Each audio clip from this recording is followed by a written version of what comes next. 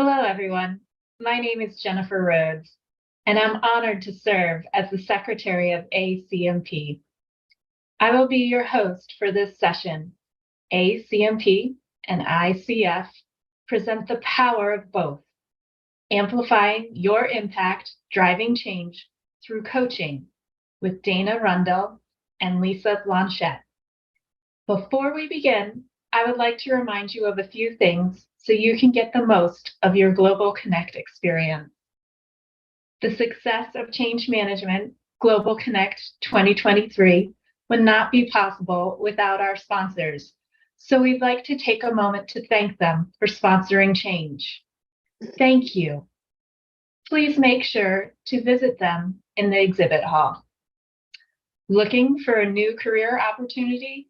Check out the ACMP Career Center at the Attendee Hub under More and then Career Center. At any time during the session, you'll be able to ask questions. To do so, please select the Ask a Question button. You can also upvote the other attendees' questions. The speakers will leave some time to answer questions at the end of the session and may also be available to answer more sessions in a post-session group discussion. I also want to remind you that this session is being recorded, and the recording will be available in the on-demand sections within 2 hours. Materials are also provided by our speakers and are available in the in-session description page at the bottom. And now it's my pleasure to introduce our speakers for this session. Daena Rundle is a seasoned change management professional, leadership coach, and facilitator. She has worked on large transformations and initiatives in such industries as automotive, manufacturing, retail, utilities, banking, and insurance. Daena is a proud mom of 2 incredible girls, and when not implementing change and coaching, she can be found trying not to be too frustrated on the golf course. As a leader, thought leader, and innovator and coach, Lisa believes that you can change lives when you create a workplace where employees are seen and heard and have the skills and knowledge and leadership to support and succeed. Lisa brings over 25 years of leadership, change management, operations, retail, and strategy experience across multiple private and public industries. Lisa is a strategic workplace change consultant and leadership coach whose work with leaders and their teams to develop people-centric and outcome-focused approach to navigating change that prioritizes employee involvement, leadership engagement, and alignment, building resilience and creating preparedness for culture of continuous change and innovation. Lisa is a genuine and passionate leader who understands a business complexity and the importance of supporting and developing its most important asset, the people. Please welcome Daena and Lisa, and thank you for being with us today. Over to you. Thank you, Jennifer. Welcome, everybody. So we'd like to get started by introducing you to the joint task force. And we've come together with ACMP and ICF. This was approximately in 2018. There was a study that was commissioned by HCI and ICF that really examined how effective coaching was with change management. And what was found in the study that coaching and in the coaching approach really amplifies and develops an organization's change capabilities. And from that, ICF has approached ACMP and welcomed it in to participate in the study. And as a result, in 2020, the global joint task force between ACMP and ICF was formed. Throughout the work that we've done together, we've had the great sponsorship from Greg Bowler from ACMP and Magda Mook from ICF, and we couldn't be doing any of this without them. So when we, Daena mentioned that the two teams, they're the two organizations that came together a number of years ago. The task force has been together, really it's been a COVID experience, we'll call it, through 2020 until now. And the work together really did start with what's the opportunity, or what, when we think of the change profession and we think about coaching, ultimately we're both working together to help either individuals or teams and organizations change or transform. And so how could we bring those professions together? So we've looked at and continue to look at this from a few lenses. And so the first really being, what is it as change practitioners that we could learn from professional coaches, and how could we partner with the professional coach throughout the change process? And on the other side is, we know as change practitioners tremendous amount about how change happens, and how change happens, and we have organizational context that maybe a coach doesn't. So how can we work together to share some of that to really amplify our impact when we're taking our teams or our organizations through change? We also looked at, Daena and I are examples of folks that are dual certified. So we both have an ICF, so a coaching certification, as well as change certification. And so when you have both designations, how do you show up authentically, and that it's clear for yourself, but also clear for your stakeholders? Which role are you playing in that particular conversation? And so the last one that we've been looked at, which is what we're going to share with you today, is being able to take the element of a coach approach, or showing up as a coach, like into our change process. And so we look forward to sharing the work that we've been doing as a task force. And, I want to shout out as well to the rest of the task force for the work that's been happening over the last 2.5 years. As we go through today, please put your LinkedIn profile into the chat. It would be great to be able to build our network, connect, and to continue the conversation. As we get ready for the poll. So we've got to, we want to learn a little bit. You've heard a little bit about who we are. So we've got a poll to learn a bit about you. So if we can throw the first poll up.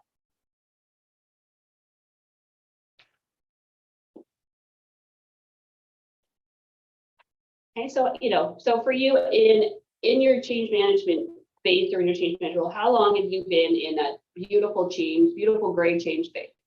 So do you look at yourself as a beginner, someone that's got kind of that 0 to 3 years, and intermediate, more 3 to 5, you've been doing it for a while. Or are you someone that's sitting at, 6 to 10, or even perhaps even higher than that? So we'd love to hear from you in terms of where you sit.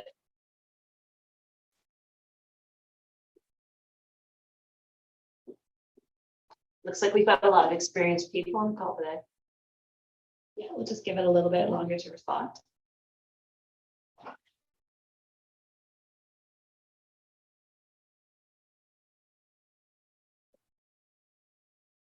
And welcome to those of you that are new to the world of change management. So Daena, what does your experience look like? How long have you been in the change world? I've been here unofficially much longer than I realized. It's over 10 years, but officially it's been approximately 8 years. And I've had the opportunity to work as an external consultant, an independent consultant, and within industry. So I've touched it all. How about you? So I would probably 15 to 17 years we're going on now. It is like probably several of you that are watching today. I'm often called an odd duck because I love the ooey gooey of gray of change. And it's just something I really thrive on in terms of, I look at it as an employee in an organization, nobody comes to work to fail. And when an organization decides to make some type of change, the organization needs to support those employees and those leaders. So it's something that I'm deeply passionate about. And like you, I can look way back into my early leadership days to see where I was showing up like that, even though I had no idea what change management actually was. It's really true. It's one of those opportunities where we're very lucky to work in a field that, with all of us, we spend so much time at work. Isn't it great to be able to ensure that people that are going through a transformation or an initiative, that we get a chance to help them? So that's the feel-good side of what we do, I guess. So we'd like to learn a little bit more about you. So we've got another poll for you to throw in there and share your thoughts. And so this time it is, from what perspective do you have, what in your current role, are you sitting as someone's a full-time employee in your organization? Are you a consultant? Perhaps maybe you are on a contract role. We just love to hear, what form does that change practice take for you right now?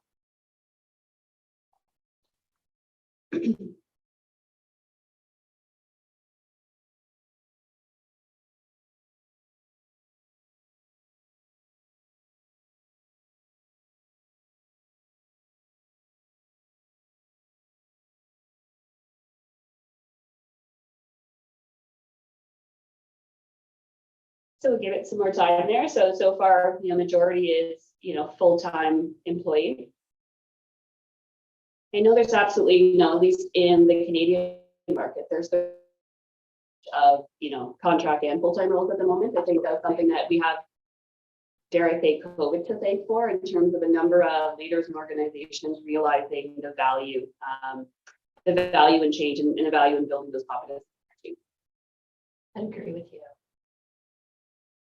So as a change practitioner, if I want you to consider something just for a minute, and if there was something that you could add to your tool belt, something that would allow you to support your sponsors, support your leadership team in finding greater clarity. So greater clarity in terms of, what the measures of success are, what their roles are. If you could have a tool or a set of tools that allowed you to help those individuals, whether they're your champions, your project team, help them really accept ownership of the change. And in doing so, really build a greater trust, again, across project team, between the leadership and their employees. Would you be interested? And then what if, as well, you could add some tools to that tool belt that we all carry around that would really help sponsors understand their role, but also give them faith to process the change that they're ultimately going through as an individual. Anyone interested? I know I'm in, but I'm the one that's sharing this. I'm sure there's virtual nodding out there. So, well, let's dive into it and see. So what is the coach approach? And what we wanted to be able to do is differentiate what the coach approach is versus coaching. ICF defines coaching as partnering with clients in a thought-provoking and creative process that inspires them to maximize professional potential. That sounds pretty good. So why wouldn't we leverage that to create more impactful change practitioners? The coach approach is really about how we've got shared goals, really curiosity, and to dive into creative and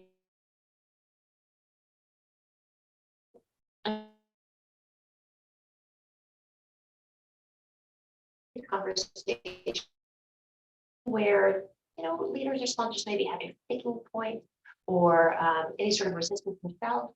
They're able to touch these perspectives. You get the heart of the matter. Eliminate a lot of barriers. Not the coach approach is not really to advising and consulting. This again, going back to how you turn out and use the coach approach, and therapy or counseling, and it is certainly activity. You're engaged in these conversations and really being curious and starting to probe, what's at the heart of the matter. You're definitely not a cheerleader, because it's about encouraging the surfacing of any potential issues. And like I said, though I've described and defined coaching, we're taking elements of coaching, because the coach approach is not because coaching is bound by an ethical contract, and that this is a professional conversation, and being able to dive in and build greater trust. So I'm gonna know that a number of folks online are saying that they're struggling with the audio this morning.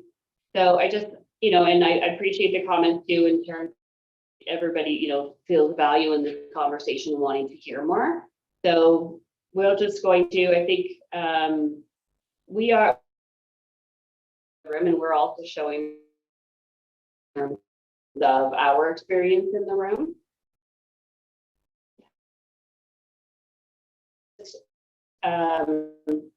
Which I will.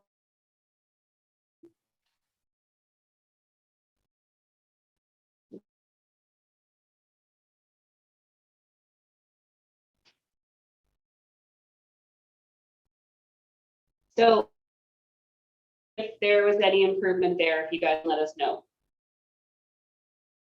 So the audio is cutting in.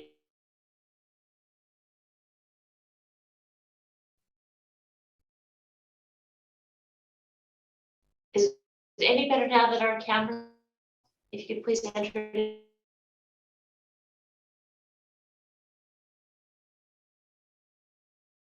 Bummer. Oh. Get your patience.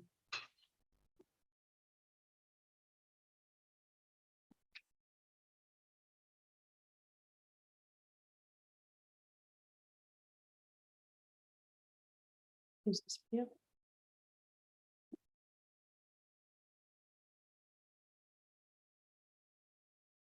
So we made a couple changes here in the room. Is that any better for folks?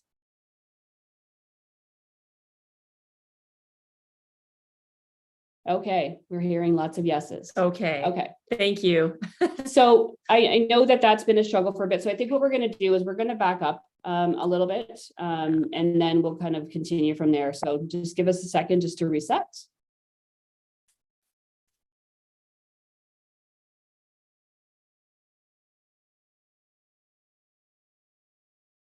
Take it from here. Mhm. Okay, we're gonna replay from here.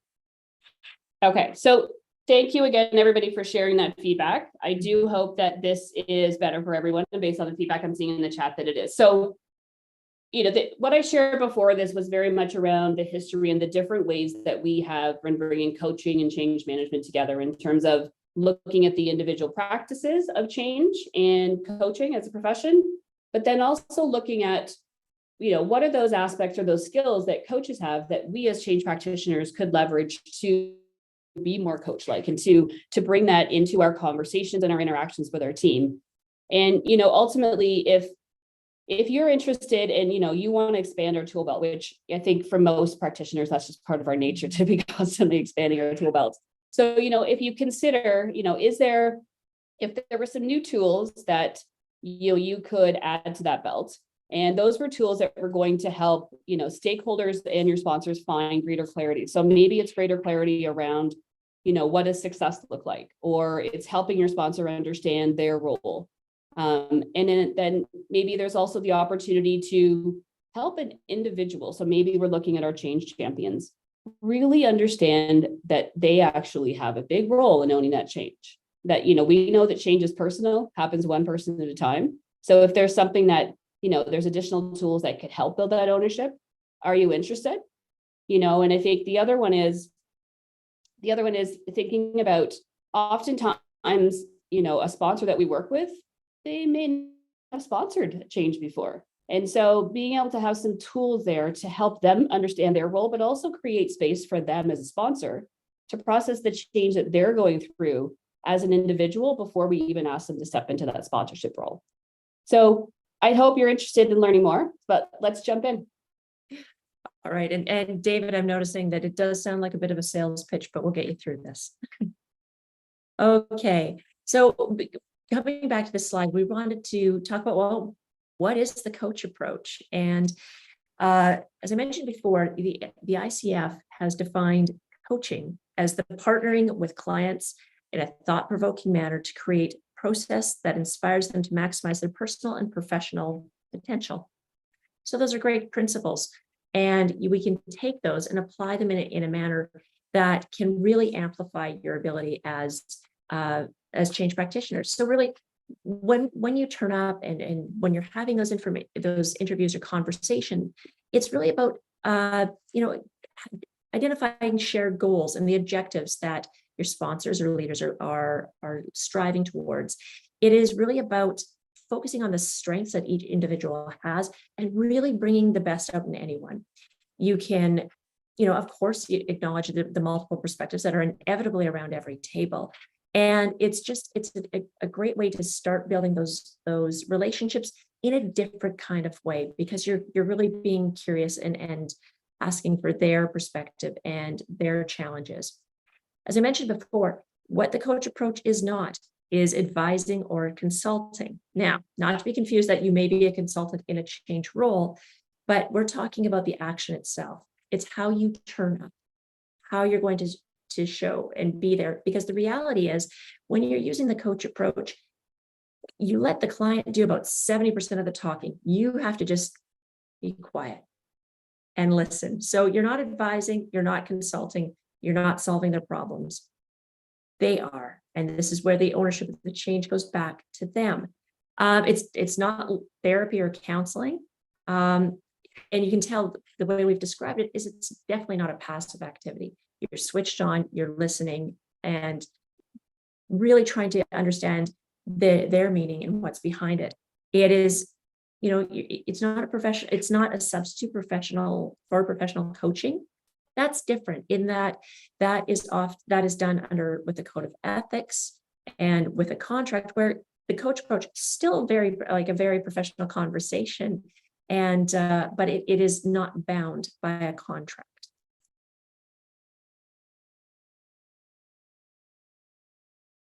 So with that description, why would you want to consider using the coach approach?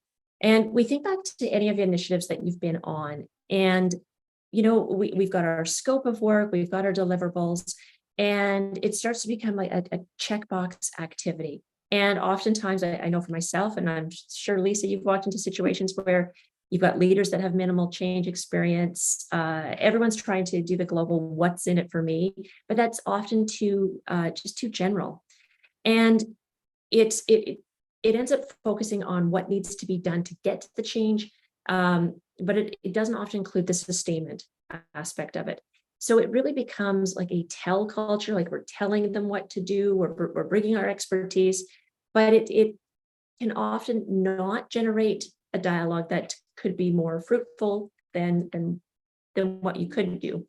So when using the coach approach, it illustrates the opportunity that you are aware, you're curious, you want to dig in, you want to understand what's really going on, you want to understand their perspective. And by really focusing the conversation back to them and giving them the floor to speak, it reinforces who's the owner of the change. And it unlocks, and through the conversation, you get to understand what are they getting out of this change. They've sat with it for a while, but you really get to see their personal side of it. By approaching the conversation in such a way, it allows for you to really just be empathetic, and it's quite a human approach, if you will. So by showing up authentically with curiosity, I can't stress that enough, it allows for you to build that psychological safety with your leaders and your sponsors. And they can then internalize the change before the messages come out. So it really helps them understand. And then it helps you to build out your change story, your key messages, because you've all collectively, uncovered what they are. And I think there's Anne Marie has made a couple of comments too, just to tie into what we're sharing in terms of, she says she feels, that definitely there's some level of advising based on our experience. And absolutely, Yes. And I think the distinction here is that in that moment of that conversation, you are listening first and you are seeking to understand, and we'll look through some of the competencies momentarily. And then absolutely, the organization wants us to be a part of this because they respect and need our expertise. So absolutely, but it's the not going to that, to not going to that first is the first point.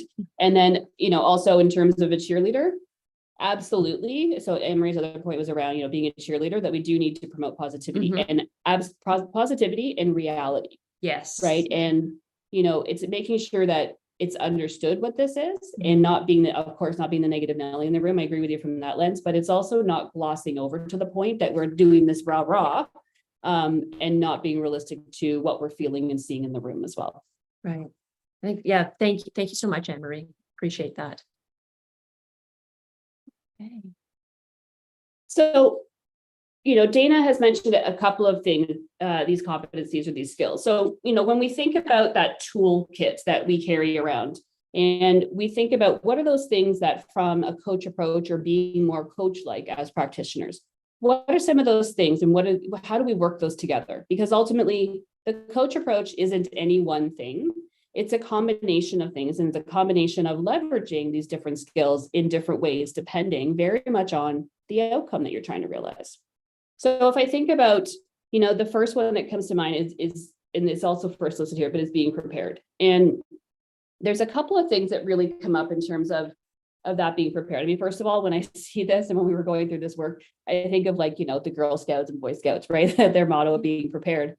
But as a change practitioner, for me, this very much comes in, not just in terms of as an entire project team, understanding what those expected outcomes are. And so, yes, there was almost always a business case associated with that change that we're working towards. And there are specific return on investments and specific benefits that are called out. But those are typically anyways, those are the financial components of why we're doing this. But when you ask and you have engaged in a conversation and you let the leadership team or the sponsors talk about what does success look like and what does get them to tell you what their expected outcome is, oftentimes it's not to say the financials doesn't matter, because we all know the financials matter. But they also will share things with you that in terms of, as they're going through this process, they're expecting that the team is going to gain a new skill set because maybe it's an agile transformation.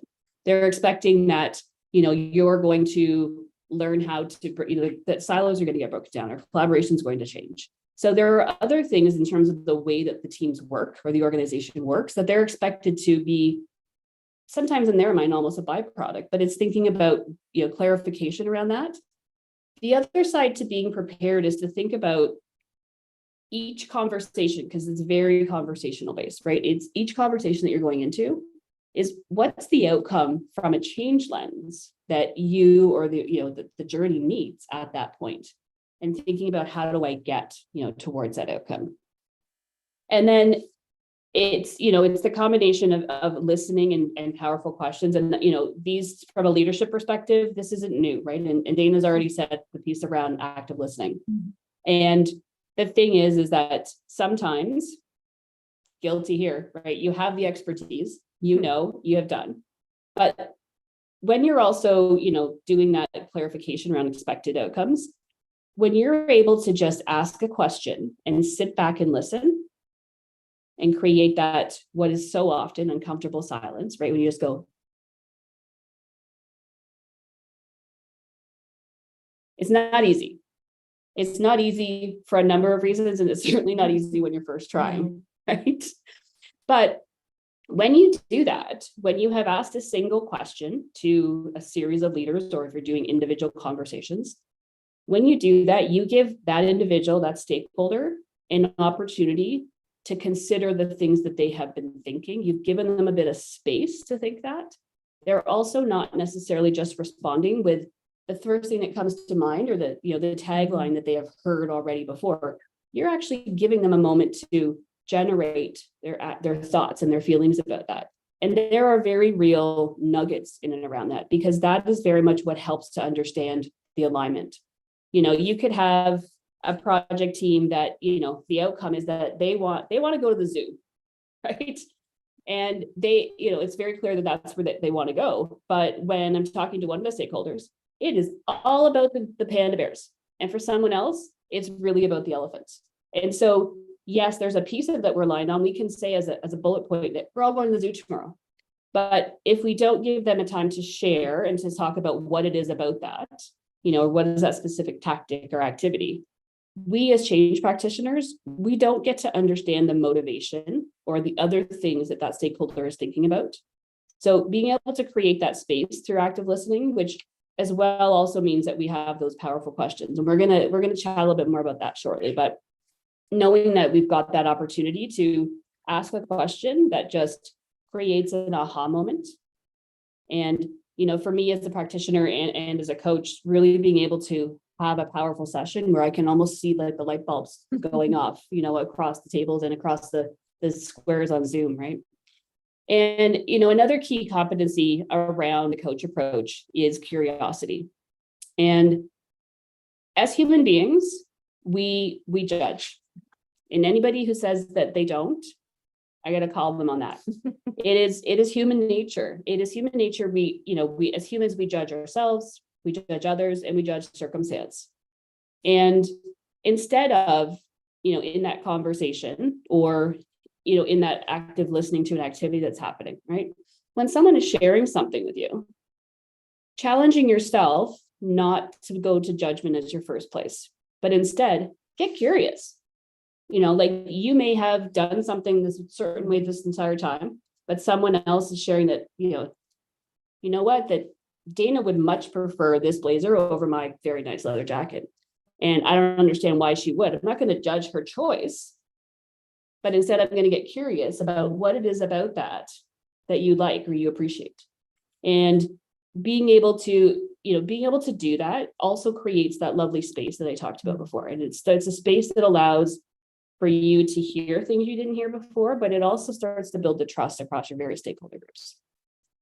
And, across all of those is the ability for you as a change practitioner to challenge.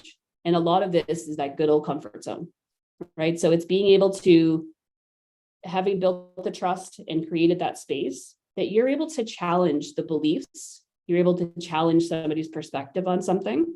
And you're doing it in a way that is curious. You're doing it in a way that lets them self-reflect on what it is that they are enjoying about their comfort zone, or the way we've always done things. So that individual is actually having more of that journey, those aha moments, and they are starting the internal process. Because at the end of the day, it's about the habits and the behavior shifts for each of our stakeholders. And being able to apply the competencies kind of all together, and as you need them, creates that space, and then it significantly increases your impact. But know that most of this is through various conversations. So when we look at these competencies, so we've got another poll for you, which is to say, when you look at these 7 competencies, what for you right now would you say is a core strength for you? We'll give you a bit of time to jump into the poll.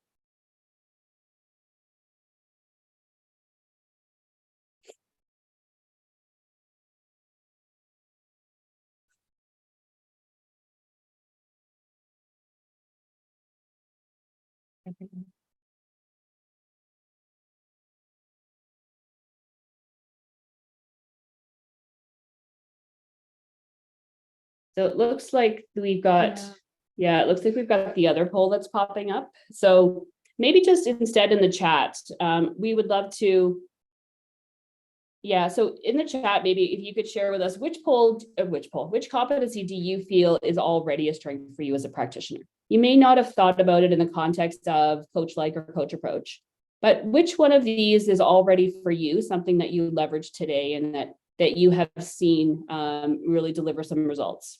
And something that you're proud of, that you're proud that you bring as a change practitioner when you enter these conversations. Excellent. We're seeing some active listening, establishing alignment, being curious, supportive, challenging. That's great. We love the challenge ones. Yep. It is so important. Being prepared and curious.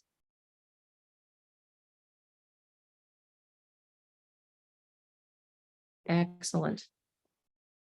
So we will then launch the poll, which is the other side of this, right? So as you're hearing us share this, right? If you guys can jump into the poll on this one, is that which one of these 7 would you like to develop as a stronger skill for yourself? Where would you like to focus?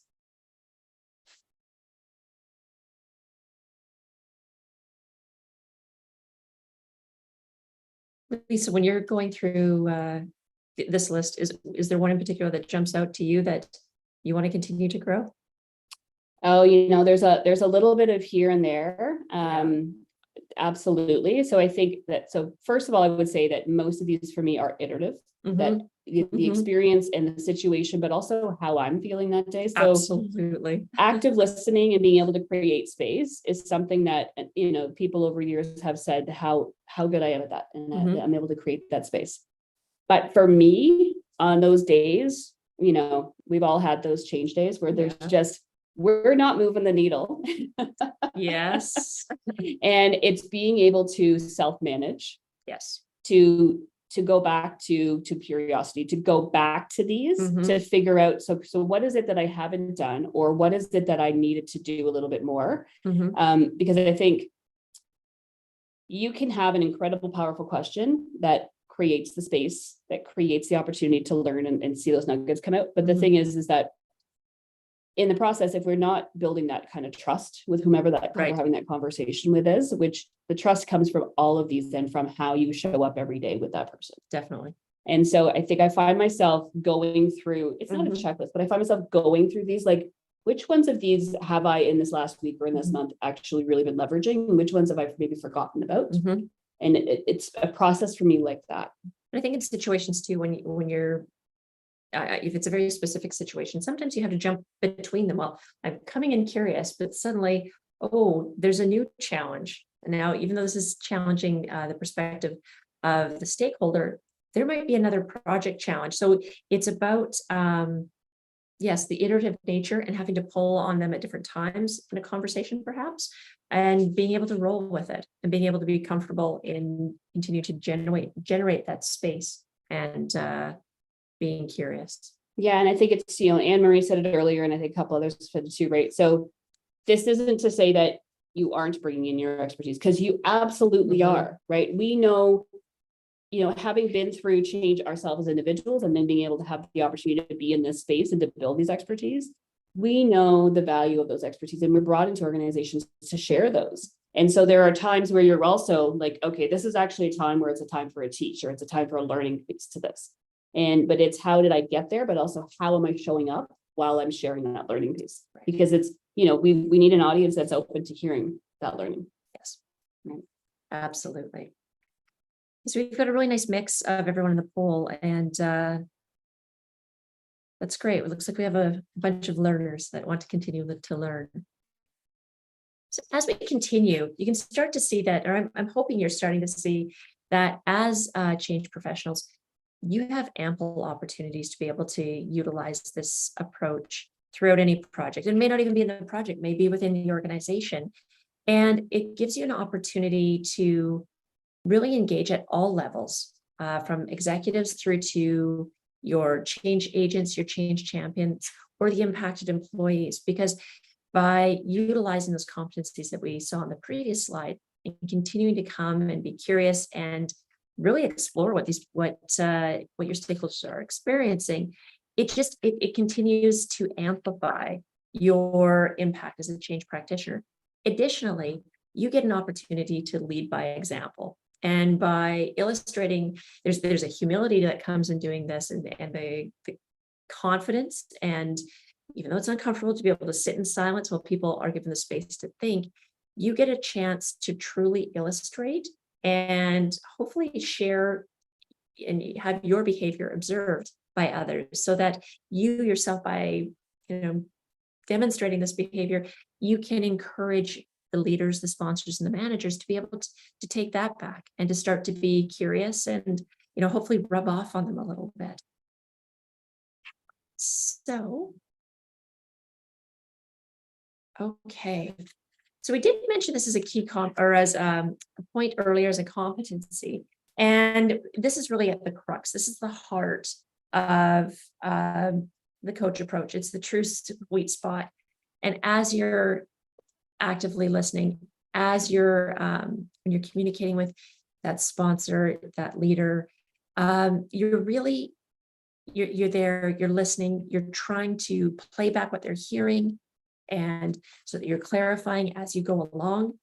But in an instant, it gives you an opportunity to be able to, at the right time, to insert a powerful question. And that can be an incredibly powerful tool that just can make whomever you're speaking with, pause. And when they pause, they may have an opportunity to reflect and bring new perspective or insights into whatever it was that you were meeting upon.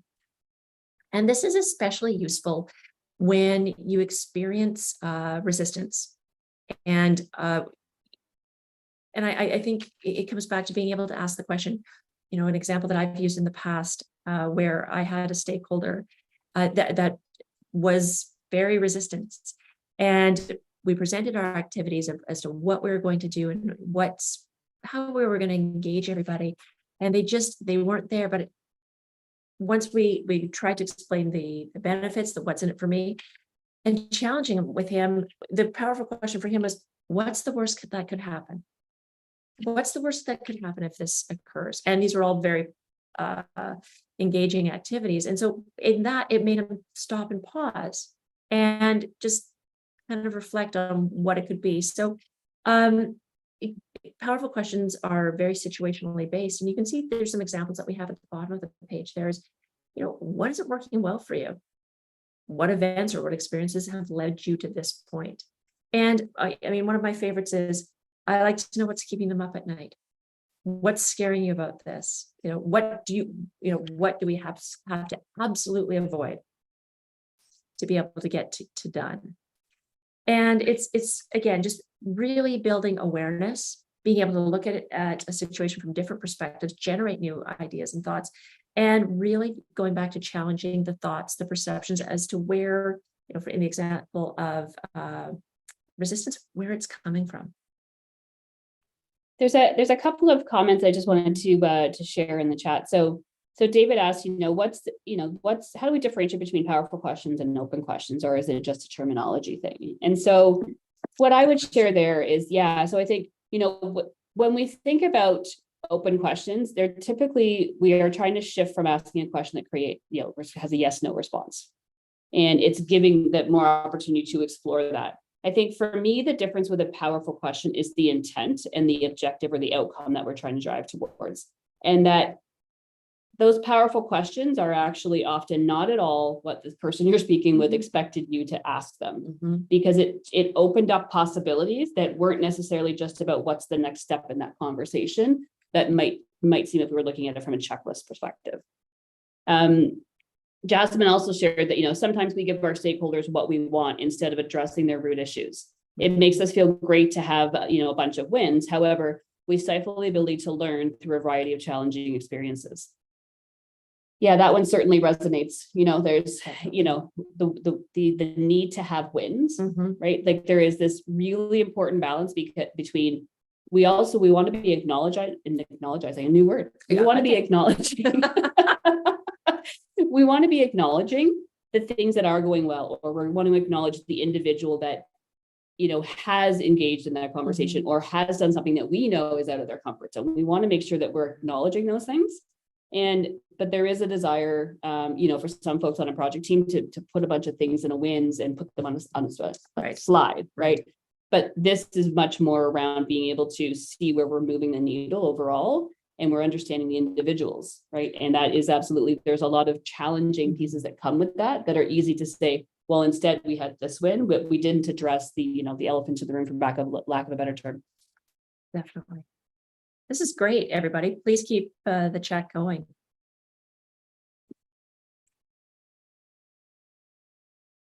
So we've been talking about the coach approach in terms of in combination with you as a change practitioner.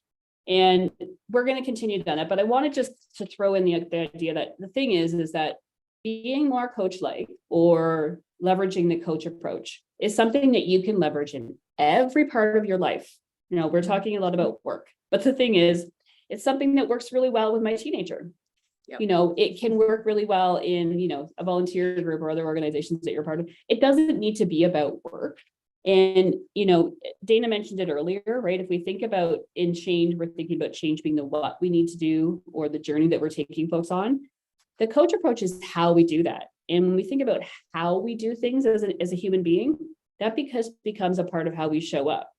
So the other thing that I know, and I know others have shared the same things, that the more you're practicing coach approach, it isn't just something that shows up in a change practice. It's not something that just shows up as a leader in the workplace. It is just part of, builds into who you become, right? And it isn't a separate thing that you try to do. So, here we've tried to break it out into kind of two groups to illustrate a little bit further in terms of how you could apply the coach approach. So we've got, a series of change initiatives, and then also looking at it from a people development perspective. And so, Daena, when you look at the change initiatives, right, is there something there that stands out for you that you could share?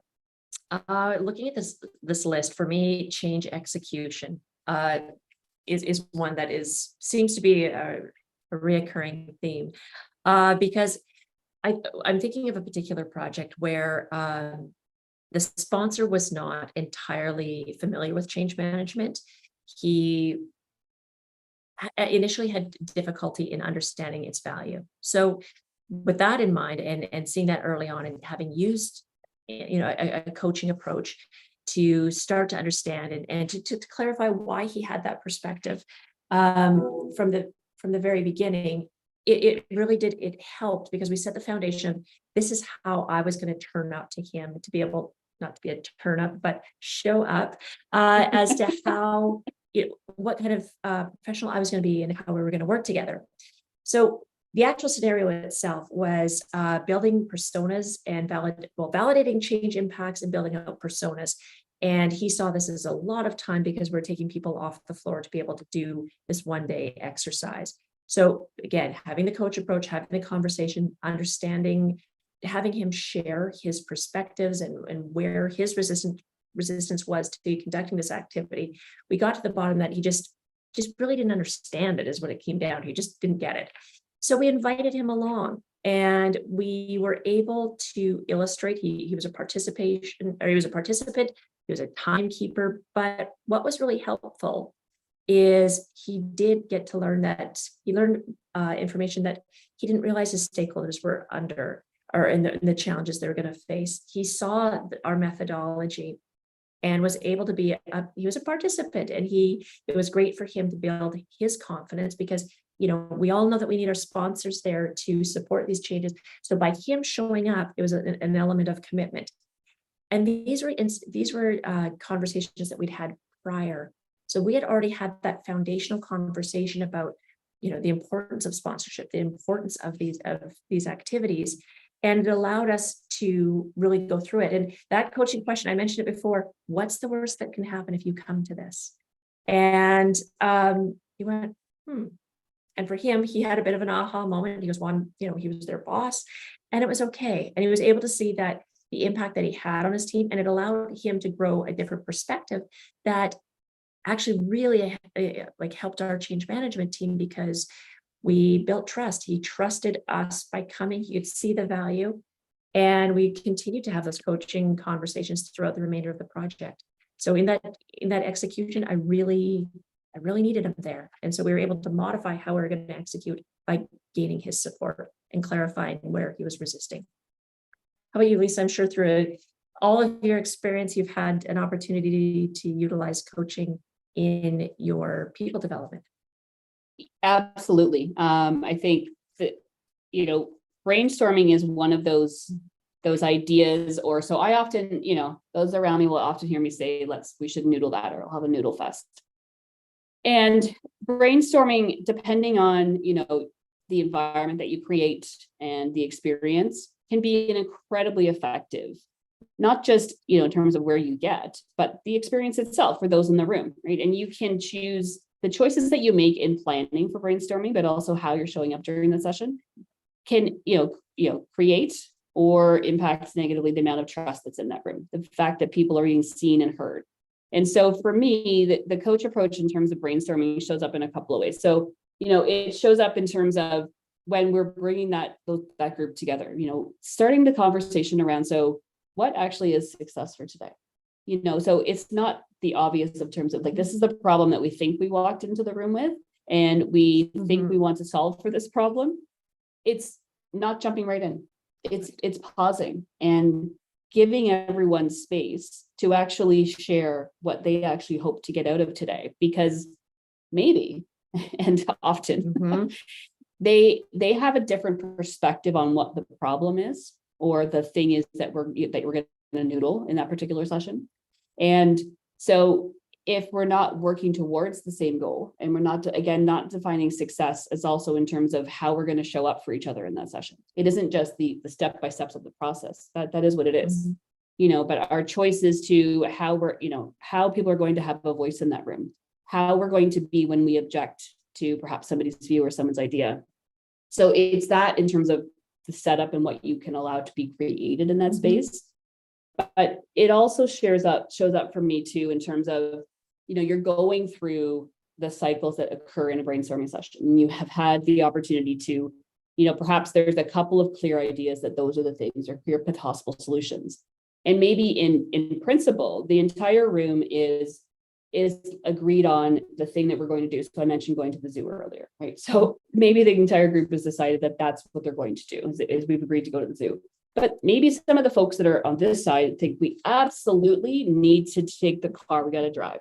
And then the folks on this side of the room are like, no, we're taking transit. Yeah. And it's understanding. So first of all, it's understanding, does that detail of this particular aspect of the experience matter? Or can there be flexibility in there being a different selection there? Does it have to be the same for everybody? Because stakeholders are different. But it's being able to lean into some of those questions in the space that you've already been creating and you continue to create to understand, like, what is it that's important about driving? And perhaps it's someone that has never been on public transit, right? There's a lot of drivers out there that have never been on public transit. And so the comfort zone is, well, I'm just going to jump in my car. And versely, somebody that is, an avid or is their go-to is transit. Maybe they don't have a license. Maybe they don't want to be in a vehicle. Maybe it is about the environment. We don't know what's behind. So when someone says, like, this is the thing, we must do this, or this is, I prefer to do it this way. And instead of asking, why do you prefer to do it that way? When we start questions with why, right away. So first of all, there's some judgment showing up when we ask why. But for the person that hears the question, I got my defenses up. I got to defend my position. Instead, it's the seeking to understand, well, what's important about taking the car that day. And so it's being able to shift those as we go through the session. And I mean, I think some of those same principles leverage into the conflict development conversations that you're having with your team as well. It's not just go and build a development plan. It's what are the things that you love to do? What is it about this role that inspires you? What is it that you'd like to really never do again? Right. I think it sounds as like through those conversations as well, it gives you the opportunity to pursue like diverse opinions. You get to really, and who knows what comes from those diverse opinions. You're almost always surprised. Yes. Right. And I mean, I think that's a bit of to what we said earlier about powerful questions, right? Is it's not necessarily the question that sometimes they're expecting, but it's a question that's now created, again, reflection.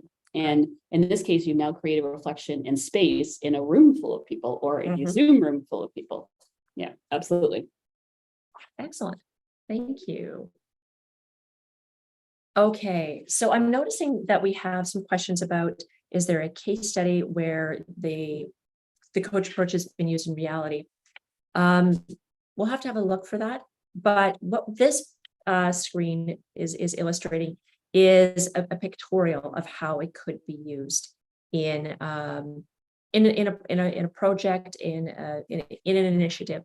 So I'm just going to orientate you to the slide, and you'll note that big oval, the blue oval, is the project or the change initiative itself.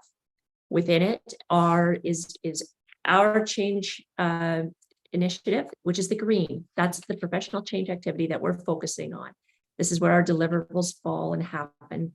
And you'll know that there are blue dots and there are orange dots. The blue dots represent professional coaching, which can always be occurring throughout a project or within an organization that supports the project. And the orange dots, again, focusing throughout the organization, but it focuses on understanding and innovating and getting agreement on action plans. So it's really taking the leaders throughout the organization, focusing on this core competency of the coach approach. Now, you'll note as when we opened up, we mentioned the study that occurred with HCI, ICF, and ACMP. what was key in that study is that they identified that in the inflection points of change management, that they did align to certain standards. So you'll note on the left side of your screen, there are, it's with concept. And what the concept, it aligns to the standard of defining the change, which is standard 5.1.1. So that is where it's a great opportunity to that as you're defining, having those kickoff conversations, you're initiating your interview questions. This is where you would be referring back to that standard. As the project progresses and you're moving into the assess phase and inflection point, this is where you start to get into the meat and potatoes of it all and start to assess the change and the impacts to the stakeholders and to the organization. So this is reference to standard 5.1.7.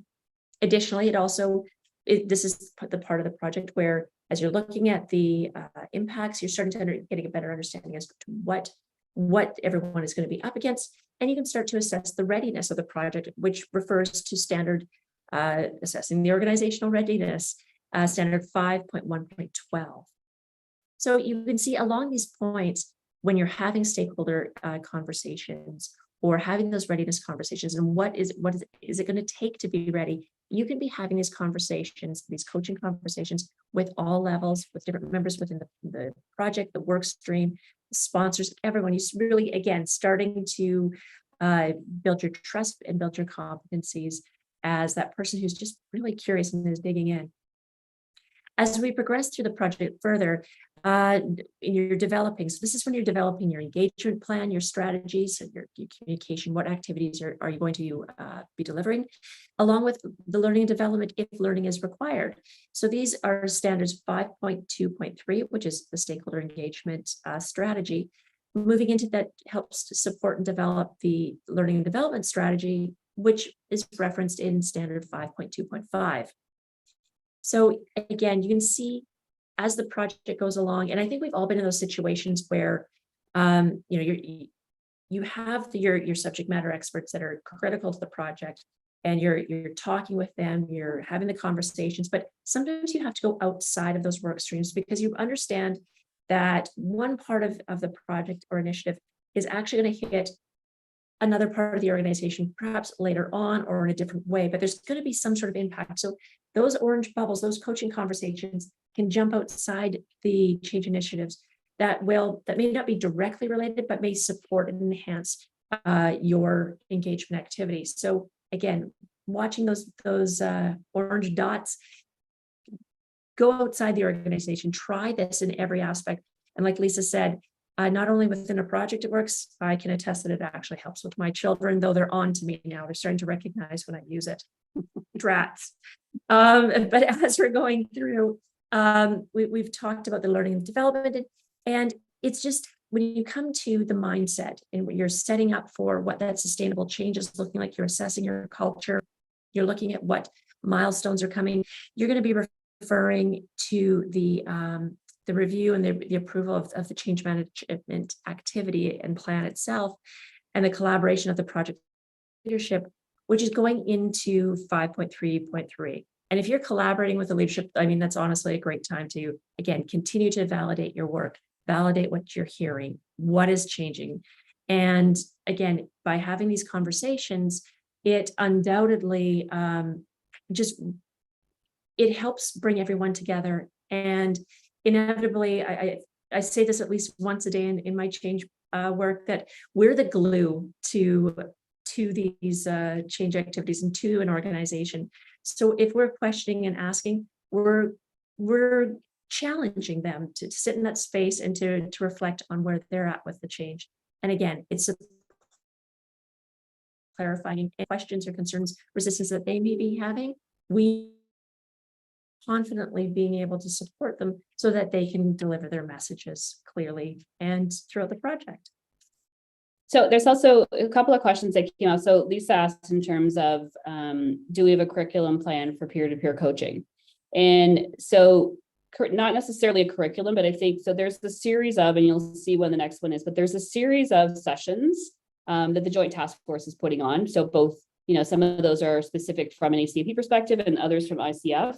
where we will continue to build out this awareness, which will then lead into that. Absolutely. So we've got another piece that comes up in July. So that's another opportunity for you as well to build that. And then Megan had asked in terms of, can you share a case study for how coach approach comes across in reality? So we're going to do a little bit of an exercise that just takes a small piece, you know, and allows us to kind of explore that from a powerful questions. But I know we've also got the Q&A session afterwards. You know, that if you are available to join, we'd be happy to kind of talk through some of that. A lot of that is work that will show up. So we've got a couple of case studies or white papers that will be available soon, you know, going into the summertime around this topic. But it will be something that we continue to share. But, you know, it's also at this point, as you're learning, it's sometimes easier to have a conversation, right? So we can understand where you're coming from, the context of the change, and also the context of your experience, because the experience that you have had to date also kind of leans into where you might want to start with some of these pieces and integrating them into the practice that you already have. Okay.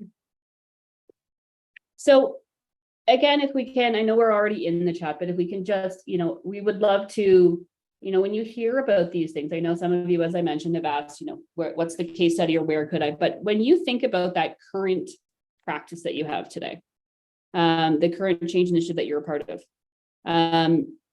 maybe it's either how are you currently incorporating that into your change practice, but also when you're thinking about what you're hearing today, how could you start to include this or introduce this into the work that you're doing from a change lens?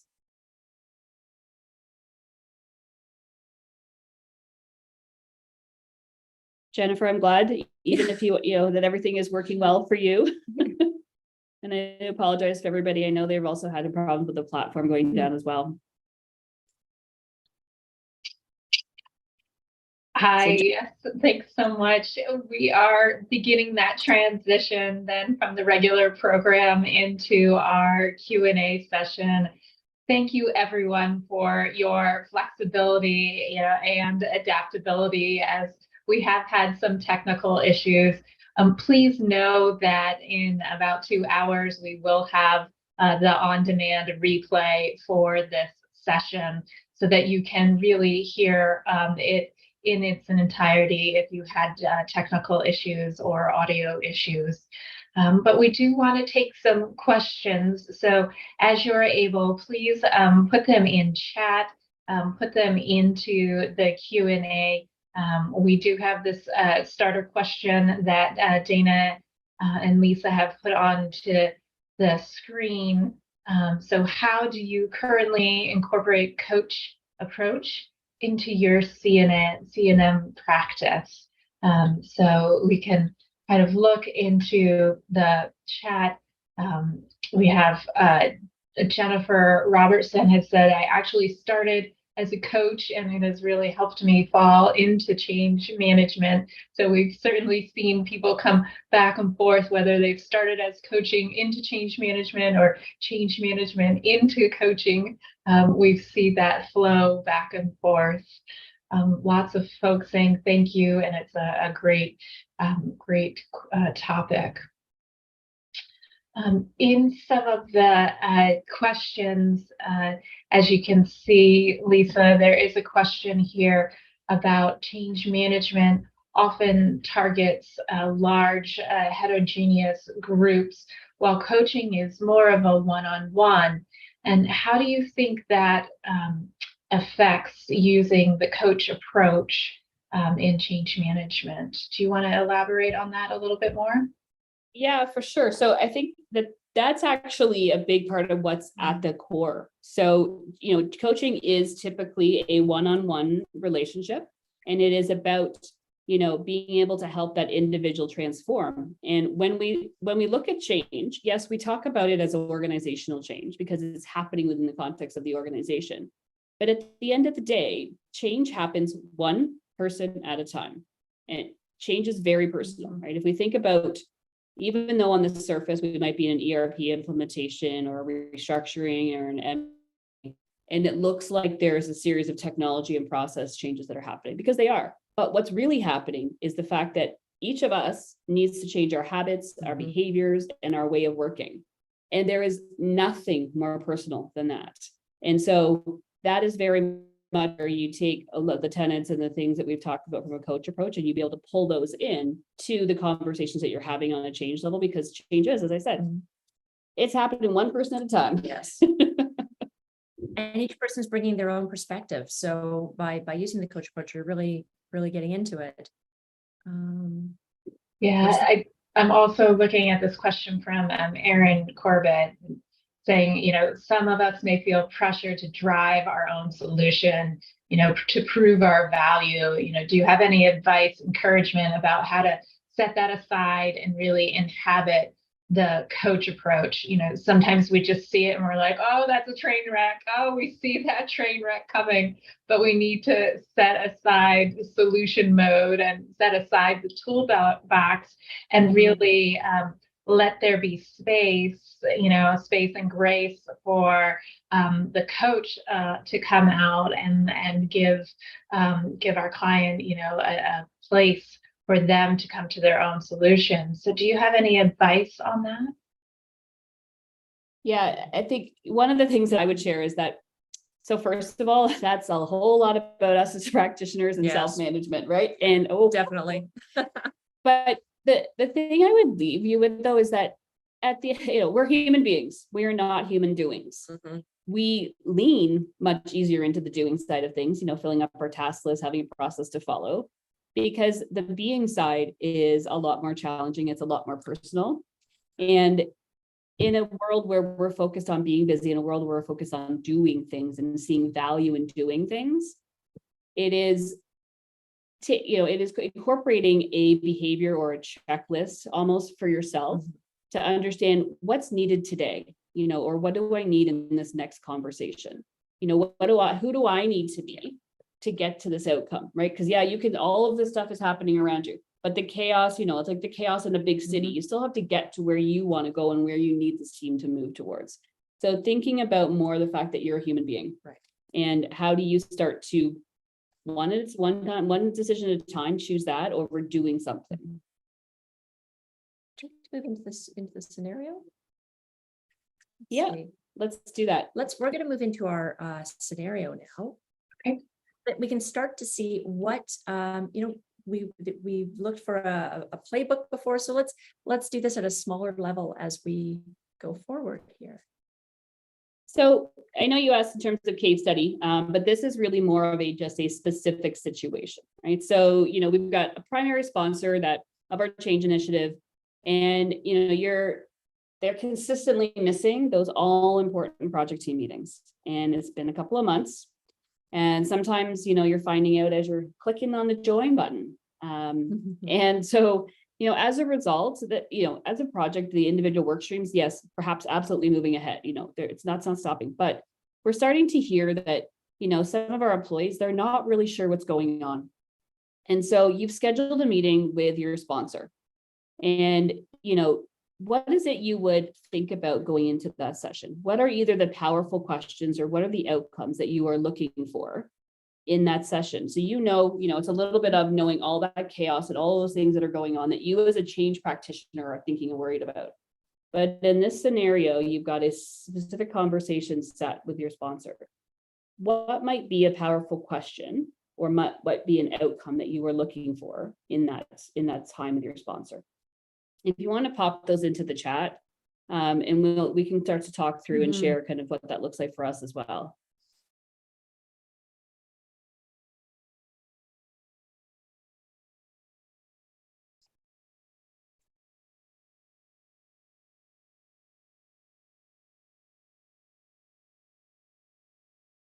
Workload makes you look busy, but you still want to serve as a sponsor on the project. What role do you see yourself in this change?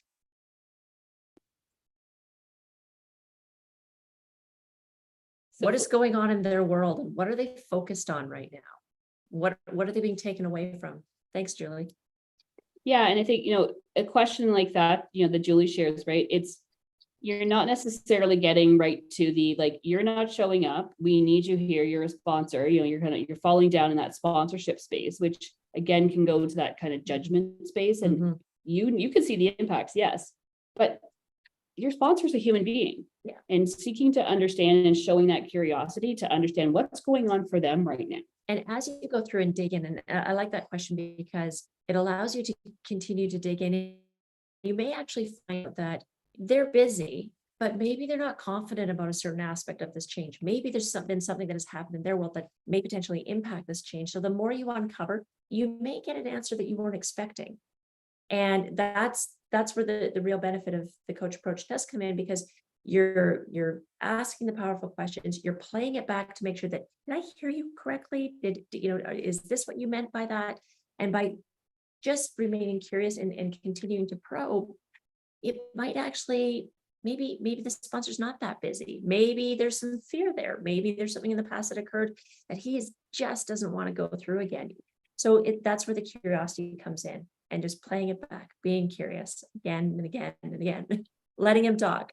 Yeah, I mean, I think, I like, what Kara says as well, right? So, what are you hearing about the project? Right? Great And so, question. again, it's now when we think about those aha moments, it's right. We're not even talking about the fact that, hey, these communications haven't happened, any of this. It's just, hey, just curious, what are you hearing? Yeah. And I often will start by saying, I am curious about right? And it's very, very, very clear that that's what, I'm coming from a point of curiosity. Yeah. Right. So I actually use those words quite often, right? But being able to ask something like that lets the sponsor, and yes, our scenario is about a sponsor, but the reality is that this shows up for anyone you're having conversation with. Let's see. So Anne-Marie says that this is a current scenario for a product owner at our work. The PO doesn't understand what their role is. So communication is as important as it is as training.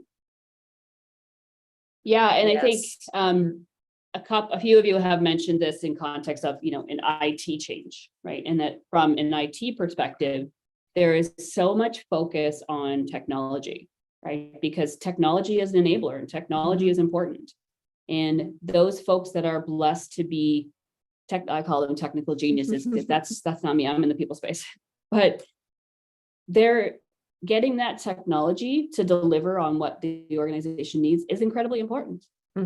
And they have been, and they continue to be an incredibly successful sponsor in sponsoring technology. And they understand all of the pieces of the vendor, what needs to work, what's outdated, what's moving forward, end of life, all of those beautiful things. But, exactly as Anne said, right? Yeah. That, well, but I told them, right? Yes. I told them already, right? Or we told them last week. I'm liking David's question here, or more, it's more of a comment, as you have to make sure that you be careful and aware of how the question is phrased. And I'm going back to what Lisa said, is that when you, and then I've used it too, I'm curious about, that way it's not saying I know, or, you did, or how it's not that accusatory. It's, I'm curious. And it's putting the onus back on you because you're the one that is curious. So absolutely correct. Asking those questions is about how you frame them up so that it is not a confrontational conversation. It doesn't lay blame, but you're truly, hey, I'm curious. What else do we have here?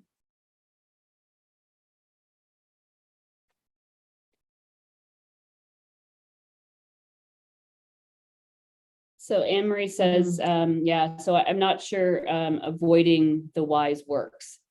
That's why there are 5 W's. Yep, I agree with you. I think there is absolutely a place for the whys, right? So, a question that is why haven't you been at the, last couple of meetings, or instead it is what gets in the way, what has been getting in the way, or what else has been a priority. But other times, yes, you absolutely, right? So this isn't to say that you never, ever use those questions. There are reasons to get into them, but you want to start from that place of curiosity. You want to start from a place where there's an open to that conversation, because we know, I know when someone asks me why, right? I'm already on the defensive, right? Like, you're questioning me. Right. Yeah. Sorry, I'm laughing at David's comedic relief in the comments saying, please explain to me why you're acting like an idiot. Not recommended. You may think it, but inside voice. But I do like the, I think it's very important what Bob is stating, and that there needs to be some level of trust. Absolutely, this does, because if you choose to adopt a coaching approach within your change practice, this is something that you just sort of start to do.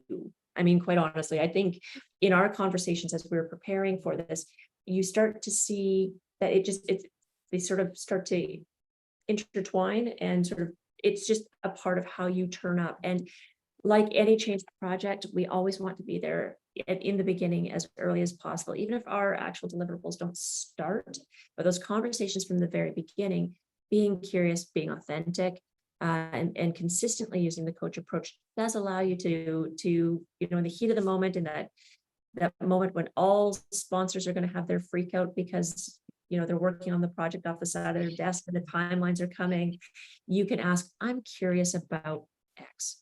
So you're absolutely correct, Bob. Thank you for highlighting that. Yeah, and I think, also in what Bob was sharing is that, thinking about, so you're going with curiosity, you're learning and you're seeking to understand what's happening for that individual, right? And maybe she, has a series of things that we have no insight to, but also it's a bit perhaps of what Daena said, and then Bob echoed, right? Is that maybe this is an opportunity to revisit the expectations of a sponsor, right? So much like anything else, right? So when you have somebody stepping into a sponsorship role, that is a change in and of itself for a lot of folks, right? We, as the years go by, there are folks that have been sponsors in the past, but still, what is the expectation that you have and the project has of that individual in this scenario? And yes, you might have had those conversations and that initial expectation setting, but we know we all need to hear things more than once or twice. So, and sometimes, an individual needs to see a real life example of where perhaps that part of that responsibility is not showing up. So there's also, things like, this might be an opportunity for us to take a look at this, or, if this is something that's important to you, ... right? So there's pieces to pull in, and not to assume, well, I told them, or we walked through what we need from a sponsor. Well, great. Again, you're the change expert, which also means you're an expert on what you think the sponsor will deliver. It doesn't mean that they're ready to step into those shoes. And going back to when we previously mentioned what the coach approach is not, and that's where it's consulting in a way that we're telling them everything. Of course, we bring expertise at certain times, and we're there to do our deliverables. But I do like some of the points that are coming up that are, asking a very basic question of, do you see these meetings as having any value? Maybe we think they have a value, but perhaps it doesn't work for him. And something as simple as that can be a powerful question. And the additional point of, if you've built the trust and you're having the opportunity to have these really valuable conversations, it is more likely that you're going to be brought into the key conversations, because you're automatically illustrating your value to these conversations. Let's see. Okay. This is great conversation. So I hope that this scenario, or we hope this scenario has helped you sort of start to see how you can use it, and where you can, think about it a little bit. Yeah, and just, not to get too far into, but just think a number of the things that we talked about are things that, yes, this is a sponsorship scenario, but so, we had a couple of folks chime in on, liking that in terms of having those conversations about their role. And, what comes up for me there is to think about the role of a champion. Yes.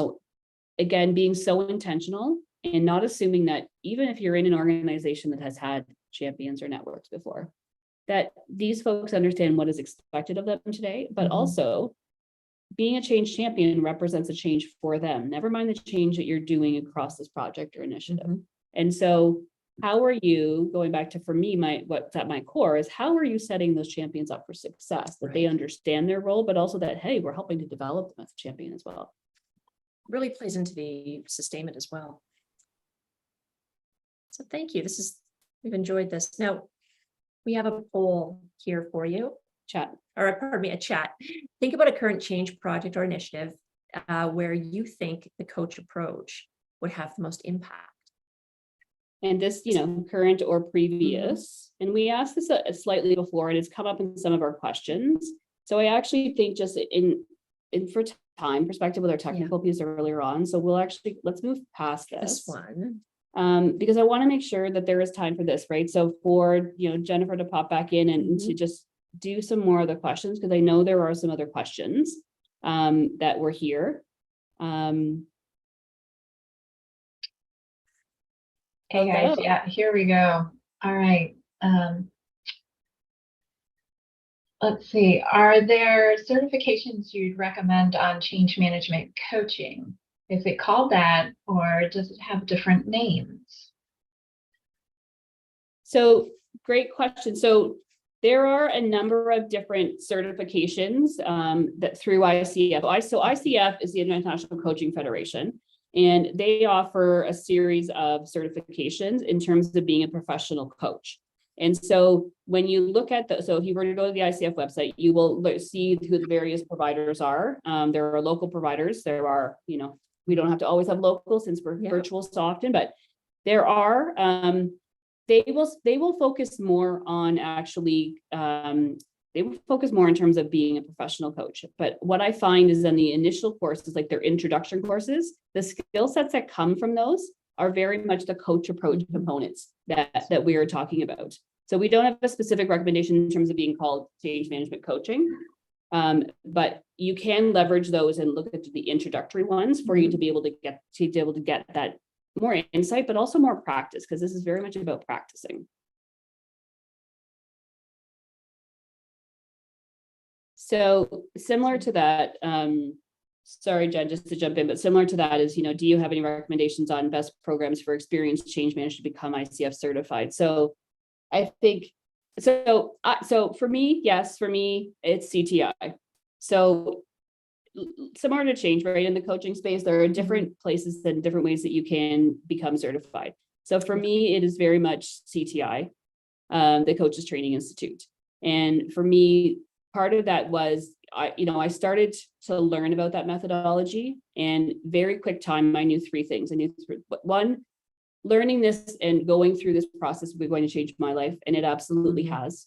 I also knew that this was a skill set that I wanted to help other women live the life that they deserve from a pure coaching lens. But I also knew that bringing these two things together was the magic that allows change to really stick in an organization and allows leaders and employees to be present within that change. So my vote is for CTI. Daena, what about you? Well, I had a little bit of a different experience because I was introduced to coaching and had the opportunity to learn when I was at IBM, and they called it blue core coaching. But it still adhered to the ICF ethics and code of conduct. And what that allowed me to do is become certified at IBM. I did subsequently become certified at an external accredited school as well. But it goes back to learning those skills and being able to just develop it. It is practice, practice, practice. And what my recommendation would be to do is go to the ICF website if you're interested in learning more about coaching. Look for an accredited school within your area and one that resonates with you, and understand what the certification process is. Now, the reality is you can still go and read and understand the principles of coaching. You don't necessarily have to be a professional coach. Exactly. Some of us just like it, and I think we both fell into it because we like seeing people achieve their goals and see what how they grow. But it has been absolutely invaluable on the change projects that I have been on, because you see the change capability grow within the organization, within the project. And it has the potential to create a better experience for everyone on the project. I think, Jen, we've got time for one more question, probably. Great. Yeah, let's see. We have another one. Let's see.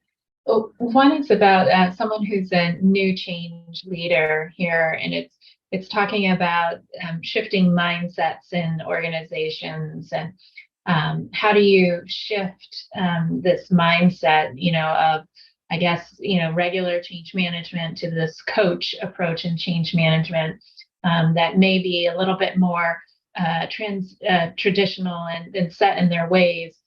So as a new change leader in that organization, if there's resistance from others because of tenure and unwritten rules, what advice would you give to this new change manager to help adjust that organization into a coach approach to change management? Ooh, I think it's really about demonstrating the behavior that you want to see. Is probably where I would begin. And when you start to ask questions and turn up in a certain way, show up in a certain way. We are not turnips. You can see what I'm stuck on today. As you show up and you start to demonstrate the way in which you're asking your questions, the way you're facilitating your meetings, I believe it starts to you start to surface, and through those questions, through being curious, the resistance should, you should start to be able to see what the resistance is, or where what might be the root cause of the resistance. And it really comes down to, I'm just looking at the question again. Tenure is tricky, and that becomes a culture issue. So it's about taking those questions into your and how you show up into those stakeholder meetings, so that you're being very curious and just trying to offer the opportunity for everyone to have that space to have that conversation and to let them express their views. What about you? What are your thoughts on this one? This is a good one. Yeah. So what I would add is, whether they're, when you say the tenure, or they have specific kind of traditional set in their ways may mean that they have some type of change practice. They may not have some type of change practice, but either way, in an organization, or in most organizations, the focus is on KPIs. The focus is on ROI. The focus is on stats and numbers and financials and productivity. And so being able to create that understanding. So one, being able to understand what's at the heart of, so if they're not meeting certain objectives, or they're not meeting certain targets and productivity metrics, whatever the organization sees as their organizational challenges, is learning what they are, but also then learning in terms of how the people connected to the success of those objectives, or how are the people being, the people impacting the results that you're getting or not getting. And then being able to understand and start to create an awareness around the connection between involving individuals in the change, understanding the role of the front line in that change, understanding what happens when you do involve that person, like, we never even knew that this team did this, right? And as a result, we've negatively impacted our customer experience, and we've impacted our NPS scores.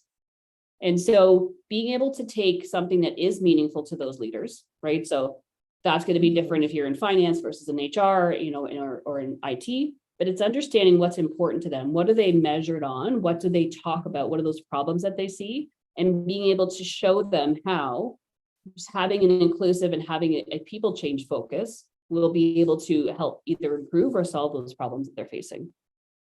Because again, it's taking it back to what matters to them.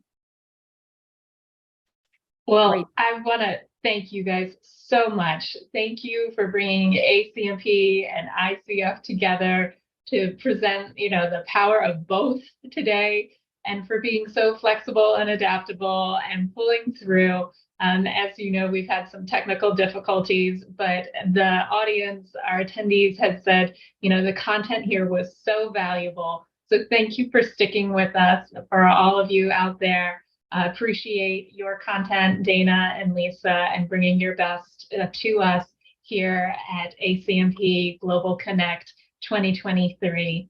As many of you know, our on-demand will continue in about 2 hours. This session will be available to you to be able to listen and gather all of those great quotes and advice. Thank you, Lisa. Thank you, Daena, so much. Have a wonderful day. Take care, everyone. Enjoy the day. Bye-bye.